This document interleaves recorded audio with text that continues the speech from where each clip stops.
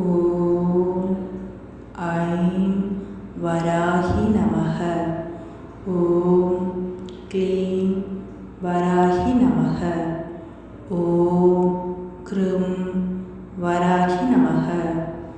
ஓம் ரம் வராஹி நமக. ஓம் லம் வராஹி நமக. ஓம் யம் வராஹி நமக. ஓம் ரம் வராஹி நமக. ஓம் வராஹி நமக. ஓம் சௌ வராஹி நமக. ஓம் ஹ்ரீம் வராஹி நமக.